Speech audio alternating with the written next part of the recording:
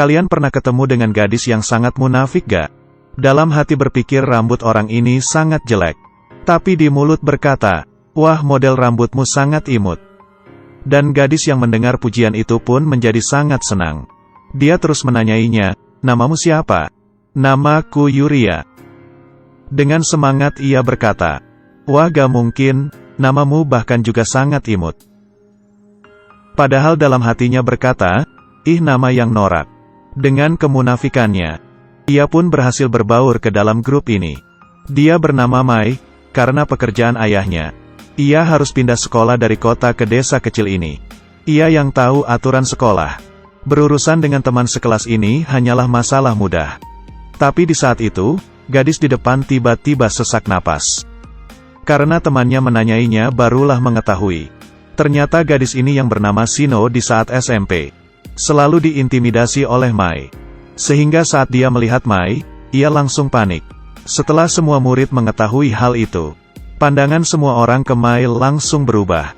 Mai juga dengan mukanya yang tidak bersalah mengatakan itu semua hanyalah salah paham. Kemudian keluar mengejar Shino. Siapa sangka Shino sedang menunggunya dengan muka datar di lorong. Di saat Mai melihat muka Shino, dia akhirnya teringat. Intimidasi yang dilakukan kepada Shino sangat parah. Mai memunculkan senyum jahat sambil berkata, sekarang aku akan membuatmu merasakan bagaimana rasanya diintimidasi. Mendengar ada suara orang yang datang, Shino langsung mengubah ekspresinya. Sambil memegang perut dan berteriak, ah sakit, Mai jangan seperti ini. Minggir, kamu tidak apa-apa kan? Sampah masyarakat. Saat pergi, Shino membalikkan kepalanya dan memunculkan senyum jahatnya. Sejak hari kedua, semua orang mulai menyiraminya air, menulis kata-kata marah di atas mejanya, menggunting bukunya dan lain-lain. Tidak ada orang yang bersedia untuk menjadi temannya. Shino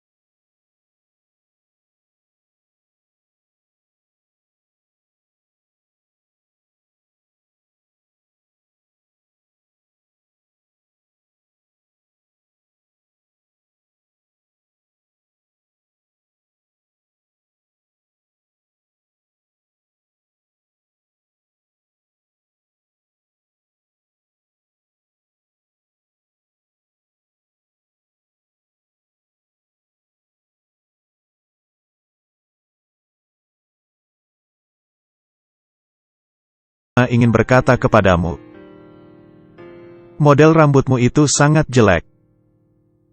Yuria pun sangat marah.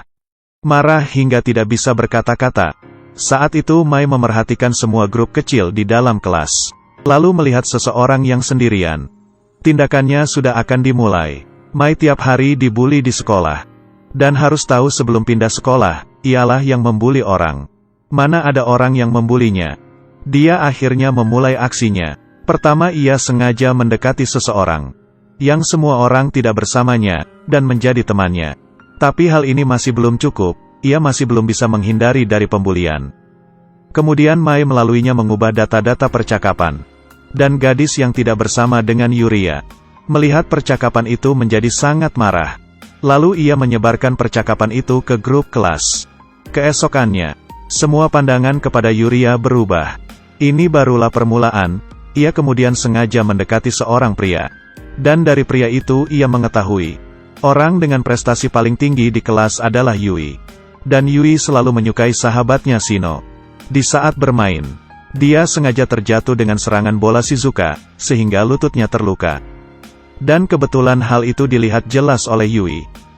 Tidak lama kemudian, Mai menemui Yui dan berkata, "Gadismu dimanfaatkan oleh orang lain. Shino itu bukan orang yang biasa saja, kamu pasti juga merasakannya. Kamu harus melindunginya." Melihat Yui yang pergi, Mai memunculkan senyuman yang licik. Kemudian Mai menemui Shino. Dengan beberapa kata sudah memunculkan sifat Shino yang sebenarnya. Dia bahkan mengatakan hal yang tidak baik didengar kepada Mai. Tapi dia tidak tahu, semua ini diam-diam direkam oleh Mai. Setelah pulang ke rumah, ia memotong bagian videonya. Keesokannya di sekolah semua orang, termasuk guru, menerima video ini. Setelah semua orang melihatnya, semua orang melihat Shino dengan tatapan aneh. Yuria membawa HP-nya dan menanyainya ke Mai. "Bukannya kamu yang membuli Shino, kenapa sekarang menjadi seperti ini?" Mai hanya melihatnya dengan diam. Murid lain yang melihat Yuria pun diam-diam bergosip. "Pembulinya bukannya kamu ya?" Yuria yang kehilangan kesadaran pun terjatuh ke lantai. Saat itu beberapa murid mengelilingi Mai dan berkata, "Yuria benar-benar sudah keterlaluan, Shino juga mengejutkan ya. Dia bukannya ada penyakit mental." Saat itu Shino pun langsung menghampiri Mai. "Ini semua salahmu. Karenamu, hidupku berubah menjadi buruk."